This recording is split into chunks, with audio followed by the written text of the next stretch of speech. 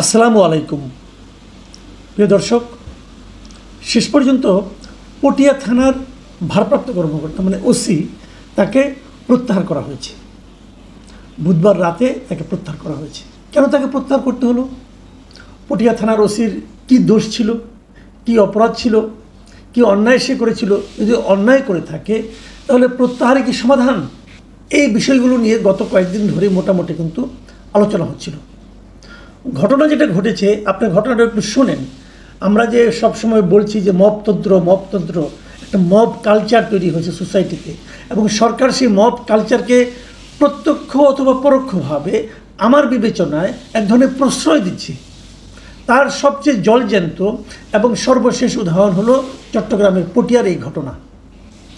মঙ্গলবার দিন রাত 9টায়, গত মঙ্গলবারে, আজকে বৃহস্পতিবার, মঙ্গলবার দিন রাত 9টার সময় পটিয়ার কেন্দ্রীয় শহীদ মিনারের সামনে থেকে ছাত্রলীগের একজন কর্মী, তার নাম হলো দীপঙ্কর দে, তাকে এই বৈষম্য বিরোধী ছাত্র আন্দোলনের নেতা কর্মীরা আটক করে তারা পটিয়া থানায় নিয়ে যেয়ে বলে তাকে গ্রেপ্তার করেন।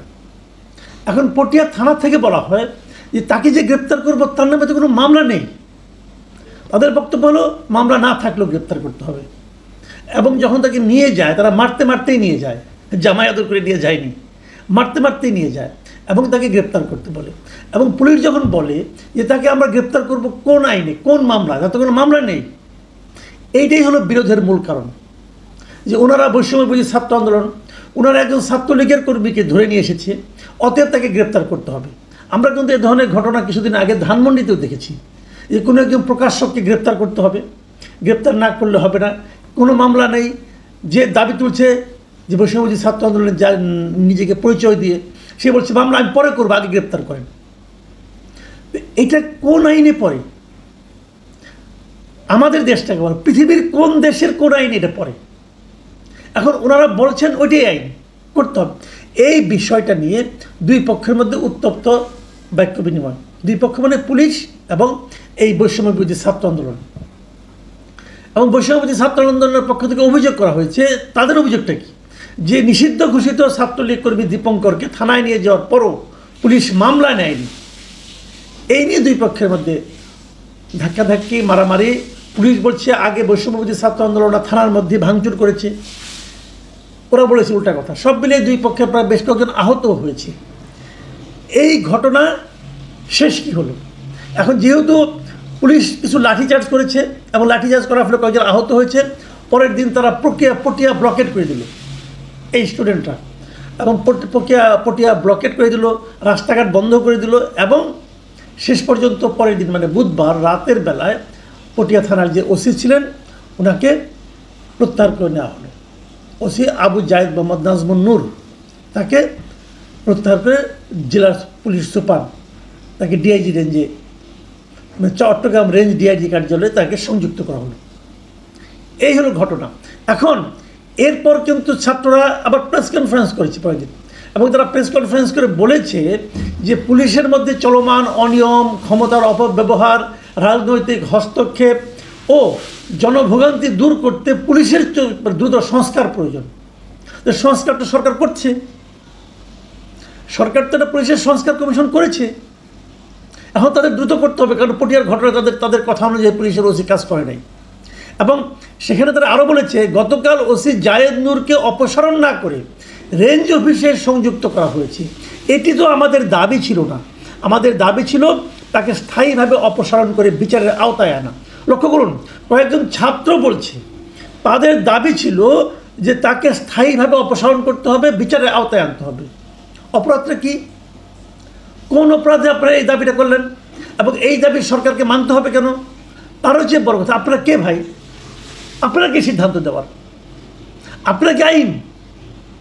আপনারা কি এমন কিছু করেছেন যে আপনাদের কথা অনুযায়ী সবাইকে চলতে হবে? আপনারা তো এমন একজন লোককে ধরে নিয়ে আসছেন, তার অপরাধটাকে সে ছাত্রলীগ কর্মী ছিল, কর্মী ছিল। এখন এই দেশে অনেক লোকের ছাত্রলীগ কর্মী ছিল, যদি তাদের বিরুদ্ধে কোনো সুনির্দিষ্ট মামলা না থাকে তাকে অ্যারেস্ট করতে হবে কেন? এত লোক অ্যারেস্ট করে আপনি জেলখানায় জায়গা যেতে পারবেন? মানে আপনারা পেয়েছেনটাকে, আপনি এটা বোঝান ভাই আমাকে। এটা একটা সিস্টেম তো থাকবে। হ্যাঁ, ছাত্রলীগকে সরকার নিষিদ্ধ ঘোষণা করেছে, অতএব ছাত্রলীগের কোনো ধরনের কর্মকাণ্ড চলতে পারবে না, এটা নিয়ে আমার কোনো আপত্তি নাই। এখন একদা কেউ যদি ছাত্রলীগ করতো, তার নামে কোনো মামলা নাই, মোকদ্দমা নাই, তাকে অ্যারেস্ট করতে হবে। তাকে ধরে আপনি চড়থাপড় মারতে পারেন, মেরে তাকে থানায় এনে বলতে পারে যে অ্যারেস্ট করো এখনই। এটা কি আপনার মানে দায়িত্বের মধ্যে পড়ে? এবং এই জিনিসটা কিন্তু অহরহ ঘটছে। যে কাউকে ধরে যে যদি বলা হয় তুমি ছাত্রলীগ করো, অথবা তোমাকে ধরে মারবো, এবং এই মারটা বৈধ, তার যে প্রতিবাদ করবে সে যে আমি তো ছাত্রলীগই তো এখন আর নাই, তা আমি ছাত্রলীগ কীভাবে করি? একদা করতাম, হ্যাঁ তখন ছাত্রলীগ বৈধ সংগঠন ছিল, করতাম। সেই সংগঠন যদি কোনো অন্যায় করে থাকে, সেই অন্যায়ের সঙ্গে যদি আমার কোনো রকম যোগাযোগ থাকে, আমার বিরুদ্ধে মামলা করেন, সেই মামলায় আমি বিচারের সম্মুখীন হবো, কোনো সমস্যা তো নাই। কিন্তু আপনি নিজে দায়িত্ব হাতে তুলে নিয়ে, নিজে আইন হাতে তুলে নিয়ে আপনি আমাকে পেটাবেন, এটা কোন আইনের মধ্যে পড়ে? সরকারের কাছে এই প্রশ্নের কোনো জবাব আছে? কাউকে দিতে শুনেছেন আপনারা পর্যন্ত? দেখেন বাড়তে বাড়তে তারা কোন পর্যন্ত বেড়েছে। আমি এর মধ্যে একটা ফেসবুক স্ট্যাটাস দেখলাম, সেই স্ট্যাটাসটা লিখেছেন জনৈক আবদুল্লাহ সালেহীন অয়ন। আপনারা দেখুন ভদ্রলোকের স্ট্যাটাসটা দেখুন, উনি কী লিখেছেন। তিনি লিখেছেন পটিয়া থানার ওসিকে প্রকাশ্য ফাঁসি দেওয়া জায়েজ হয়ে গেছে। জুলাইয়ের মতো ওসি জায়েদ নূরকে মেরে রাস্তায় লাশ ঝুলায় রাখতে হবে। ওসি জায়েদের আওয়ামী রক্ত পবিত্র করার কোনো উপাদান এই বাংলাদেশে নাই।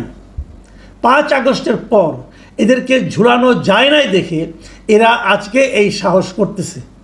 একটা ছেলে প্রকাশ্যে এই ধরনের হুমকি দিচ্ছে যে একজন ওসিকে ফাঁসি দেওয়াটা এখন জায়েজ হয়ে গেছে। মানে জায়েজ মানে কি? সে কিন্তু এখানে ধর্মীয় আবাহ নিয়ে এসেছে, এবং এটাতে এর মাধ্যমে সে অনেককে কিন্তু উত্তেজিত করছে। এবং সে হলো যুগ্ম সদস্য সচিব, কেন্দ্রীয় নির্বাহী সংসদ, বাংলাদেশ গণতান্ত্রিক ছাত্র সংসদের। সে একদম অপরিচিত, মানে তাকে কেউ চেনে না, অথবা তার একটা ছদ্মনাম, তাও তো নয়। সেই সমস্ত ছাত্র সংগঠনের একজন গুরুত্বপূর্ণ ব্যক্তি, সে একজন ওসিকে প্রকাশ্যে ফাঁসি দেওয়াটা জায়েজ হয়েছে বলে বলছে, তারপরও তার ব্যাপারে কোনো ব্যবস্থা নেওয়া হয়েছে? তো এইগুলি হয়টা কি? আপনি আবদুল্লাহ সালেহ নয়, আপনি যেই হন না কেন, এই যে আমি বললাম, এখন দেখবেন যে আমারও বলবে যে মাসুদ কামালকে প্রকাশ্যে ফাঁসি দেওয়া জায়েজ হয়ে গেছে, আমাকে ফাঁসিতে ঝুলিয়ে চৌরাস্তা করে টাঙায় রাখতে হবে, তারা বলবে। এবং সরকার তার ব্যাপারে কোনো অ্যাকশন নেবে না। এই অ্যাকশন না নেওয়ার কারণটাই কিন্তু মূল কারণ মব তৈরি হওয়া। যখন আপনারা কোনো অ্যাকশন না নেবেন, বরং মব যারা তৈরি করছে তাদের দাবির কাছে নতি স্বীকার করবেন এবং ওসিকে ওখান থেকে প্রত্যাহার করে নিয়ে আসবেন, তার মানে কি আপনি মবের কাছে আত্মসমর্পণ করলেন অথবা মবকে প্রশ্রয় দিলেন। যখন আপনি এভাবে মবকে প্রশ্রয় দেবেন, তখন তো মব চলতে থাকবে, তখন আইন শৃঙ্খলা নিয়ন্ত্রণ করতে পারবেন না। আপনারা এর মাধ্যমে কি করতেছেন? সরকারকে আমি প্রশ্ন করছি, ভাই আপনারা কি করতেছেন? আপনারা কিন্তু বারবার বলতেছেন যে পুলিশের মনোবল ফিরে আনা যাচ্ছে না, তো এরপরে পুলিশের মনোবল ফিরবে? এই যে ঘটনা এখানে ঘটলো, সম্পূর্ণ বেআইনি একটা চাপের কাছে আপনারা মাথা নত করলেন, সরকার মাথা নত করলো, এই সরকারের স্বরাষ্ট্র মন্ত্রণালয় মাথা নত করলো। এখন ওখানকার পুলিশের মধ্যে মনোবল ফিরবে? তারা তো আপনার চেয়ে এখন ওই মবকে বেশি ভয় পাবে। তো কীভাবে সম্ভব? একটা আইন শৃঙ্খলা তো থাকতে হবে। এর মধ্যে আরেকটা ঘটনা দেখলাম, সেটা বলি শেষ করি। এই মুরাদনগরে আবার একটা ঘটনা ঘটছে। একটা ফ্যামিলিকে তারা মাদকের ব্যবসা করে, বাণিজ্য করে এটা বলে এই অভিযোগ তুলে সেই ফ্যামিলির লোকজনকে পিটিয়ে মেরে ফেলা হয়েছে। তো আগের দিন ঘোষণা দিয়ে তারা এই কাজগুলি করেছে। পুলিশ কোথায় ছিল? আইন শৃঙ্খলা বাহিনী কোথায় ছিল? তাহলে কি আপনারা মানুষকে নিজের হাতে আইন তুলে নেওয়াটাকে আপনারা প্রশ্রয় দিচ্ছেন, আপনি প্ররোচিত করছেন? এটাকে কি সরকার বলে? এই দেশে কোনো সরকার আছে এখন এই মুহূর্তে? আমার তো সন্দেহ হয়। মানুষ যদি নিরাপদ বোধ করে না করে, মানুষ যদি রাস্তায় বেরিয়ে নিরাপত্তা অনুভব না করে, যে কেউ যদি তাকে একটা ঘোষণা দিয়ে, একটা ট্যাগ দিয়ে তাকে দিয়ে পেটানো শুরু করে এবং পুলিশ তাকে ফেরাতে আসলে সেই পুলিশকে প্রত্যাহার করে নেওয়া হয়, তাহলে এই দেশে আইন আছে এটা আমরা কী করে বুঝবো? এই যে প্রশ্নগুলি করলাম, এতে কি সরকার বিন্দুমাত্র লজ্জিত হচ্ছেন? আমার তো সন্দেহ আছে যে এদের লজ্জা শরম বলে কিছু আছে কিনা। প্রিয় দর্শক, এটা নিয়ে আর বেশি কথা বলতে চাই না। যত কথা বলবো ততই আপনাদেরও মন খারাপ হবে, আমাদেরও মন খারাপ হবে, কিন্তু আমরা এগুলো আর দেখতে চাই না। এখন এই পর্যন্তই। আল্লাহ হাফেজ।